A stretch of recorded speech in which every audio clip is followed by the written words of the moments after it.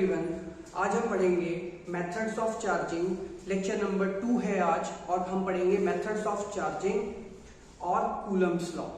ठीक है, अब हम स्टार्ट करते हैं मेथड्स ऑफ चार्जिंग। तो मेथड्स ऑफ चार्जिंग, क्या तरीके हैं चार्ज करने के। पिछले एपिसोड में आपने देखा था चार्ज क्या होता है। चार्ज होता है पॉजिटिव और negative, two kinds of charges आते हैं। पॉजिटिव क्या करता है, रिपेल करता है। पॉजिटिव नेगेटिव अट्रैक्ट करता है। तो हमने ये पढ़ लिया था। लेकिन क्या तरीके होते हैं कैसे हम एक अनचार्ज बॉडी को चार्ज कर सकते हैं। तो सबसे पहला तरीका होता है फ्रिक्शन। क्या होता है, चार्जिंग बाय फ्रिक्शन। अच्छा, अब जो ये तरीका है चार्जिंग बाय फ्रिक्शन, इसका एक जीता जाता एग्जांपल आपके सामने है। जैसे हम इसको मान लो, हम जब लिखते हैं बोर्ड पे चॉक से, तो चॉक क्या करती है, रब करती है। एंड फ्रिक्शन से क्या होता है, पॉजिटिव और नेगेटिव इंड्यूस हो जाता है, जिससे चॉक के पार्टिकल इलेक्ट्रोस्टैटिक फोर्स से बोर्ड पे चिपक जाते हैं। ठीक है, तो चार्जिंग बाय फ्रिक्शन में क्या होगा, सपोज बॉडी ए है, एक रॉड, बॉडी बी है, एक पीस ऑफ पेपर। हम जब इस बॉडी को, मान लो एक पीस ऑफ पेपर है ऐसा, हम इस बॉडी को अगर इस पे रब करेंगे तो एक के ऊपर आएगा पॉजिटिव चार्ज और एक के पास आएगा नेगेटिव चार्ज।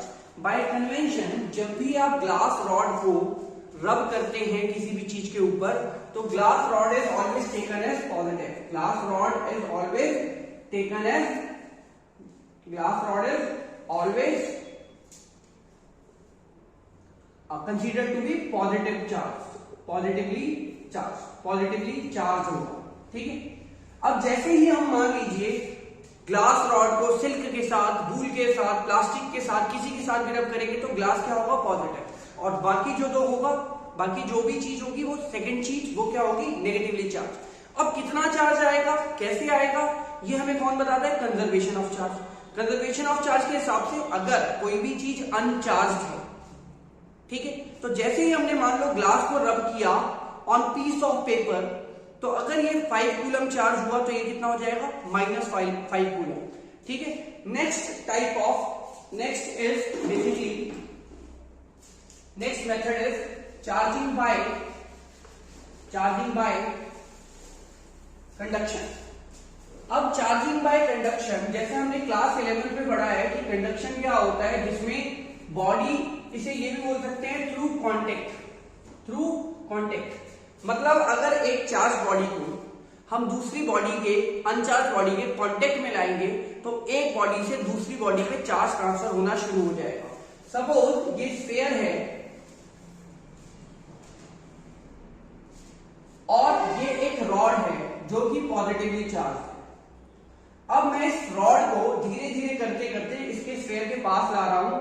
ठीक है, तो सपोज अगर मैं इसको पास लेके आता हूं और टच करवाता हूं, तो what is going to happen, charge धीरे धीरे ये स्फीयर पॉजिटिवली चार्ज होना शुरू हो जाएगा। And this method is called charging by contact. When charge from one body which is what, ये क्या है, चार्ज है, ये बॉडी क्या है, चार्ज है, is transferred to another body through contact. कैसे, कॉन्टेक्ट में लाने से, बिल्कुल चिपका दो लाके, जैसे ही तुम चिपका दोगे वैसे ही चार्ज ट्रांसफर होने लग जाएगा। Then this is called what, charging by contact. इसे क्या बोलेंगे, charging by contact. Next is charging by induction. अब इसमें समझने वाली बात है कि अगर कोई बॉडी अनचार्ज है और उसको चार्ज कराना है, और ऐसे कि बॉडी कांटेक्ट में ना आए, तो हम कैसे करा सकते हैं, तरीका है बहुत ही सिंपल, इंडक्शन से। कैसे करा सकते हैं? इंडक्शन से। इंडक्शन कैसी प्रोसेस होती है? सपोज ये एक स्फीयर है, ये रॉड है, हम इसको पास में ला रहे हैं ताकि चार्ज लीक नहीं कर रहा है, इसमें जा नहीं रहा है। तो क्या होगा? पॉजिटिव अपनी तरफ किसको बुलाएगा? नेगेटिव। और किसको धक्का किसको मारेगा? पॉजिटिव को। तो स्फीयर के एक फेस पे पॉजिटिव आ जाएगा और एक फेस पे नेगेटिव आ जाएगा। हम क्या करेंगे इसके बाद? जो ये वाला फेस है इसको ग्राउंड के साथ कनेक्ट कर देंगे, और जैसे ही हम ग्राउंड के साथ कनेक्ट करेंगे धीरे धीरे ये वाला चार्ज अर्थ के पास चले जाएगा, और इवेंचुअली ये जो स्फीयर है वो क्या हो जाएगा? नेगेटिवली चार्ज बॉडी हो जाएगी। ठीक है, तो हम ऐसे भी कर सकते हैं चार्ज। ठीक है, नाउ ये तो हो गई मेथड्स ऑफ चार्जिंग, जो बहुत ही आसान है, बहुत सिंपल थी। अब हम बात करेंगे कूलम्स लॉ। किसकी बात करेंगे हम? Coulomb's law and electrostatics. Coulomb's law and electrostatics क्या होता है? कूलम्स लॉ इलेक्ट्रोस्टैटिक्स में बेसिकली ये बताता है फोर्स बिटवीन टू चार्जेस। अगर कोई भी दो चार्जेस हैं, आपने ये तो पढ़ ही लिया कि पॉजिटिव रिपेल करता है और पॉजिटिव नेगेटिव अट्रैक्ट करता है। तो वो जो रिपेल करते हैं उसका मैग्नीट्यूड क्या होगा, किस डायरेक्शन में होगा, कैसे होगा, ये सारी चीजें हम कूलम्स लॉ से पढ़ेंगे। पर कूलम्स लॉ पढ़ने से पहले दो बातों को जानना बहुत जरूरी है कि कूलम्स लॉ कैसे चार्जेस पे एप्लीकेबल होता है। तो पहली बात तो ये चार्ज होता है, ये एप्लीकेबल होता है पॉइंट चार्जेस पे। किस पे? पॉइंट चार्जेस, मतलब छोटू से जो चार्जेस होंगे।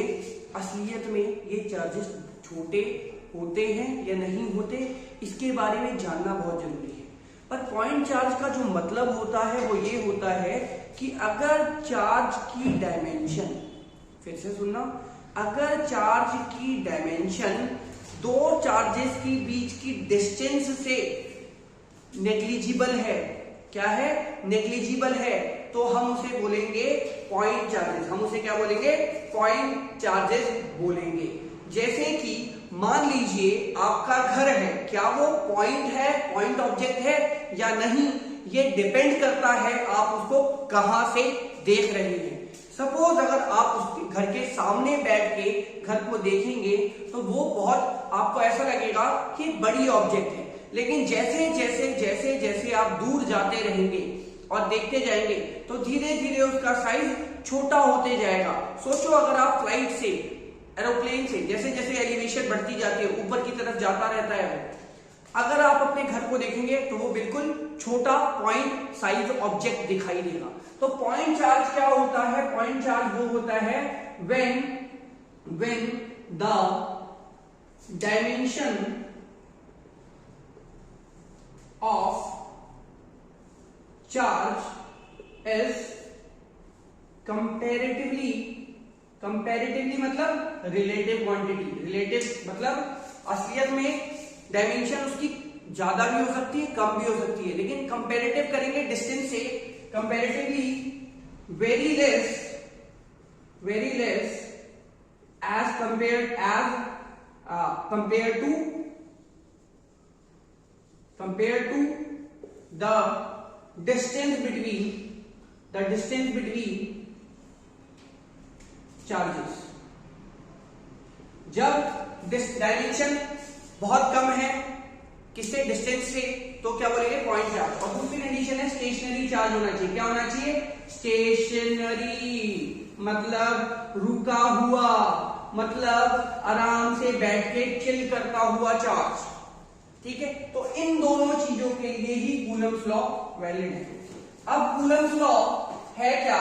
तो कूलम्स लॉ पहले हम समझेंगे मैथमेटिकल फॉर्म में कि जो F होता है डायरेक्टली प्रोपोर्शनल होता है product of both the charges. Suppose ये चार्जेस हैं Q1 और ये चार्ज है Q2, इन दोनों के बीच जो डिस्टेंस है वो R है, तो प्रोडक्ट ऑफ बोथ चार्जेस, यानी मैं अगर Q1 बढ़ा दूं तो भी फोर्स बढ़ जाएगी, Q2 बढ़ा दूं तो भी फोर्स बढ़ जाएगी। डायरेक्टली प्रोपोर्शनल का मतलब होता है कि कोई भी चीज, कोई एक क्वांटिटी बढ़ेगी तो सामने वाली क्वांटिटी बढ़ जाएगी प्रोपोर्शनल। जैसे कि अगर आप पढ़ाई करोगे तो आपके नंबर, जितनी ज्यादा पढ़ाई करोगे उतने ज्यादा नंबर आएंगे। और इनवर्स मतलब जितना ज्यादा आप इंस्टाग्राम चलाओगे उतने ही कम आपके नंबर आएंगे। तो इनवर्सली प्रोपोर्शनल किसके होता है? डिस्टेंस के। जैसे जैसे डिस्टेंस बढ़ाते जाओ वैसे वैसे फोर्स कम होती जाएगी। अच्छा, एक तरीके से ये बता देता हूं, ये इस लॉ को एक और नाम दिया जाता है जिसे बोलते हैं इनवर्स, क्योंकि इनवर्स है। स्क्वायर, क्योंकि स्क्वायर है किसका? रेडियस का। इनवर्स स्क्वायर लॉ भी बोलते हैं। क्या बोलते हैं? Inverse square law. अब दोनों को मिला देंगे तो क्या होगा? F is directly proportional to Q1 Q2 by R square by R square. ठीक है, समझ में आया? अब जब जब प्रोपोर्शनैलिटी हटती है तो एक कांस्टेंट का जन्म होता है और ये कांस्टेंट K कहलाता है। अभी हम इसके बारे में चर्चा करेंगे K क्या होता है। ये जो बन के आया वो क्या बन के आया? Coulomb's law in electrostatic. अब देखिए इसकी डेफिनेशन करते हैं। डेफिनेशन बड़ी सिंपल है, यहां से देख के बना सकते हैं। पहली चीज ये कहता है force between two charges is directly proportional to product of both the charges and inversely proportional to the square of distance between them. क्या क्या क्या क्या क्या? कूलम्स लॉ कहता है कि जो फोर्स होती है वो डायरेक्टली प्रोपोर्शनल होती है प्रोडक्ट ऑफ चार्जेस के एंड इनवर्सली प्रोपोर्शनल होती है square of distance between them. तो it states that the force between two stationary, आ गया ना? देखो देखो वो आ गया, stationary point charges as directly proportional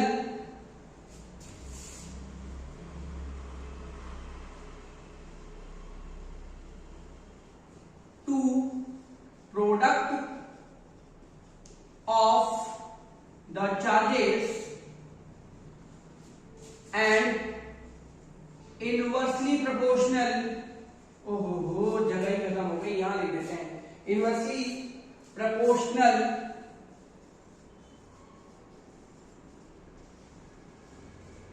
to the square of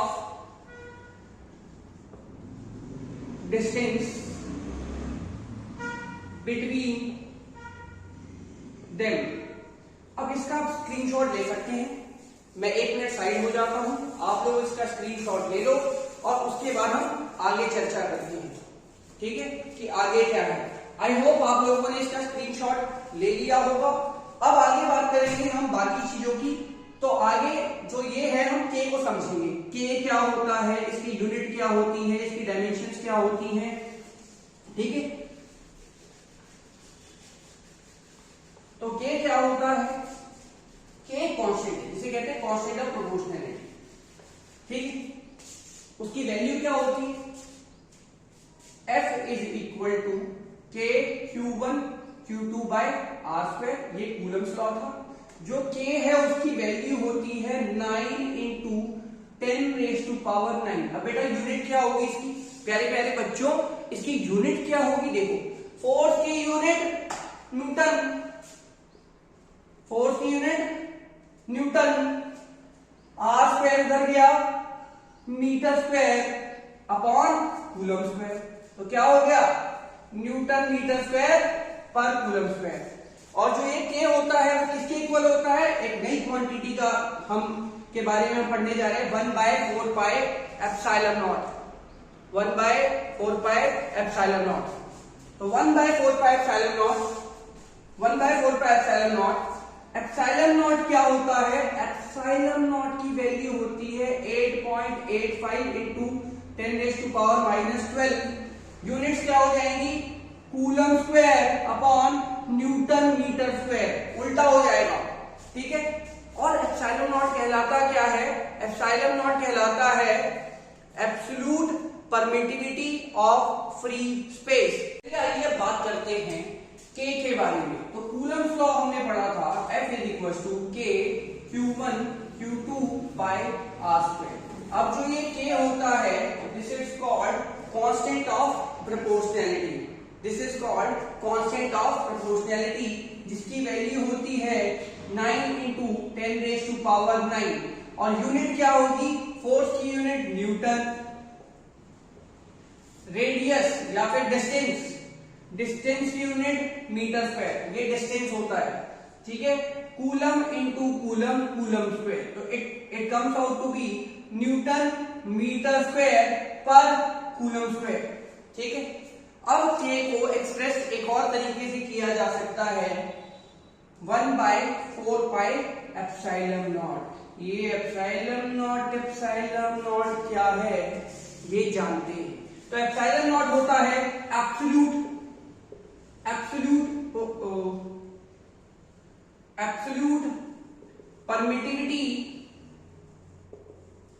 permittivity of free space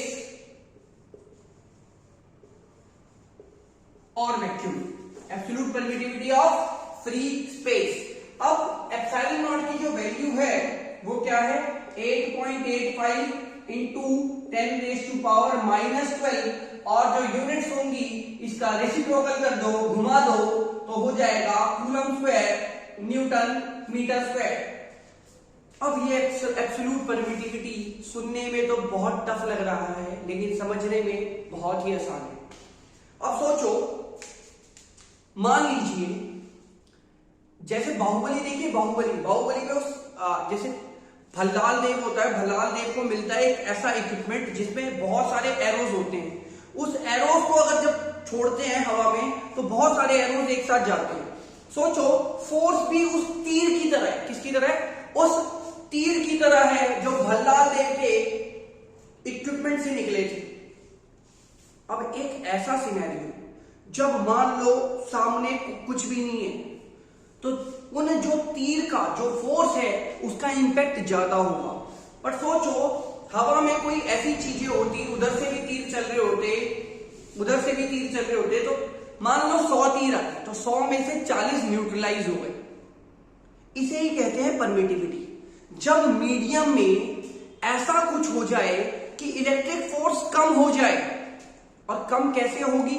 जब हम पोलराइजेशन पढ़ेंगे तो हम इसके बारे में समझेंगे कि मान लो इधर पॉजिटिव नेगेटिव है और इधर भी पॉजिटिव नेगेटिव है, तो दोनों एक दूसरे को कैंसिल करने की कोशिश करेंगे।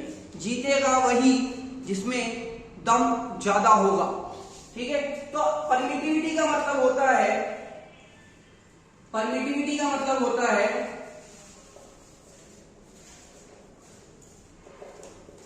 Ability of a medium to absorb electric force, यानी जितनी ज्यादा परमिटिविटी उतनी कम फोर्स, यानी उतनी ज्यादा एब्जॉर्बिंग पावर है मीडियम की, ठीक है। क्लियर है? तो हमने क्या क्या पढ़ा कूलम्स लॉ में? हमने सबसे पहली चीज पढ़ी कि कूलम्स लॉ होता क्या है? Directly proportional to square of directly proportional to product of both the charges and inversely proportional to square of distance between the charges. फिर हमने पढ़ा कि K क्या होता है? K होता है एक कांस्टेंट जिसकी वैल्यू है 9 × 10⁹ न्यूटन मीटर स्क्वायर पर कूलम स्क्वायर। फिर हमने पढ़ा प्यारे प्यारे बच्चों कि एप्सिलॉन नॉट क्या है? एप्सिलॉन नॉट होता है absolute permittivity of free space. अब आगे हम देखेंगे कि क्या लिमिटेशंस है कूलम्स लॉ के। तो कूलम्स लॉ के क्या लिमिटेशंस हैं हमें वो देखने पड़ेंगे। तो सिंपल सी बात है, कूलम्स लॉ कहां कहां वैलिड है? Coulomb's law is valid only for what? तो लिमिटेशंस है Coulomb law is only valid for point charges. छोटा क्वेश्चन है, point charges and stationary charges. अगर चार्ज पॉइंट नहीं है तो Coulomb law is not valid. अगर चार्ज स्टेशनरी नहीं है, चलता हुआ चार्ज है, दौड़ता हुआ, मस्ती में भागता हुआ चार्ज है, तो कूलम लॉ वैलिड नहीं है। अगर चार्ज मस्त पड़ा है आराम से एक जगह पे तो कूलम लॉ वैलिड है। और चार्ज अगर छोटा है, छोटू चार्ज, तो छोटू चार्ज के लिए कूलम्स लॉ वैलिड है। समझ में आया?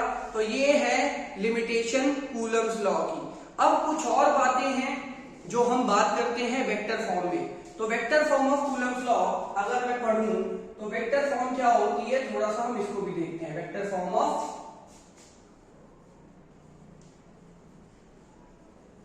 Coulomb's law. सोचो तो ये दो चार्ज है, Q1 Q2, दोनों ही पॉजिटिव चार्ज है। तो ये इसको क्या करेगा, इधर धक्का मारेगा, और ये इसको क्या करेगा, इधर धक्का मारेगा। लेट दिस बी R, ठीक है। अब फोर्स ऑन 1 ड्यू टू 2, और ये हो जाएगा फोर्स ऑन 2 ड्यू टू 1। तो F12 क्या हो जाएगा, K Q1 Q2 by R square R21 का कैप। अच्छा, ये इसका magnitude K Q1 Q2 by R square magnitude, और R21 कैप इसकी डायरेक्शन। R21 क्यों, यहां तो 1 2 है, वहां हमने 2 1 लिख दिया। तो समझो इस बात को, हम बोलते हैं फोर्स ऑन 1, एक पे फोर्स लगी किसकी वजह से, दूसरे की वजह से। और R21 क्या, जो हम डिस्टेंस लेंगे वो लेंगे 2 से लेना शुरू करेंगे। 2 से 2 लगा रहे हैं ना फोर्स, तो 2 से 1 की तरफ डिस्टेंस लेंगे, यानी 2 से 1 की तरफ जाएंगे तो ये आ जाएगा R21। समझ में आया? क्लियर है? सिमिलरली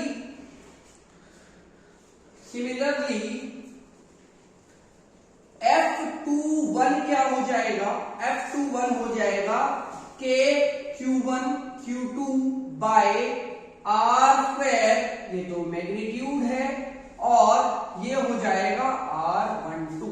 अब R12 क्यों, क्योंकि 1 फोर्स लगा रहा है 2 के ऊपर, और डायरेक्शन डिस्टेंस की, डिस्प्लेसमेंट की यहां से लेके पोजीशन की, ठीक है। तो ये जाएगा R12, ठीक है।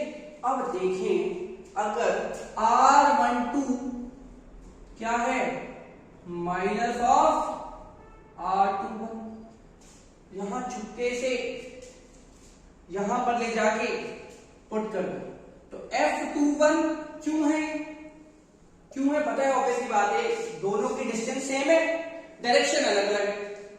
तो ले जाओ, इसको फेंक के मार दो। तो जैसे ही तुम फेंक के मारोगे, K Q1 Q2 by R square minus R21 हो जाएगा। क्या हो जाएगा, माइनस R21। अब ये माइनस R21 मैं यहां लिख दूंगा, F21 is equal to minus K Q1 Q2 by R square R21 का क्या, देखो F12 क्या था, K Q1 Q2 by R square R21। यहां चमका क्या है, चमका यहां पे आया क्या, तो जब यहां पे आ गया तो क्या हो जाएगा, ये F21 माइनस F12। तो यहां से क्या समझ आया, यहां से समझ आया कि जो F21 है वो F12 के अपोजिट है और मैग्नीट्यूड वाइज इक्वल है। तो यहां से ये समझ आता है coulomb force follows Newton NTL, Newton third law. कौन सा law, Newton third law, action reaction pair. Action reaction pair या क्या फॉलो करती है, action, every action has got equal and opposite reaction. दूसरी बात ये this force acts along along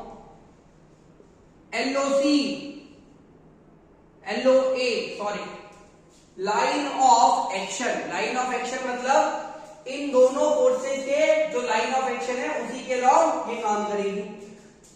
तीसरी बात, ये सेंट्रल फोर्स है, मतलब सेंटर टू इस चार्ज के सेंटर से इस चार्ज के सेंटर पे ही ये लगेगी।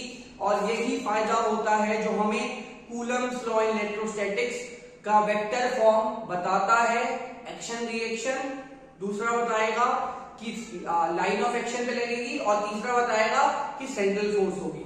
ठीक है, अब हम मिलेंगे अगले लेक्चर में, ठीक है, और पढ़ेंगे बड़े प्यार से। इसका आप स्क्रीनशॉट लेना चाहो तो ले सकते हो 1 मिनट में, ठीक है। उसके बाद हम बाकी कंसेप्ट करेंगे नेक्स्ट क्लास में। Till then bye bye, take care, God bless you all. मजे से पढ़ो, मजे से सीखो और आगे बढ़ते जाओ। Take care, God bless you.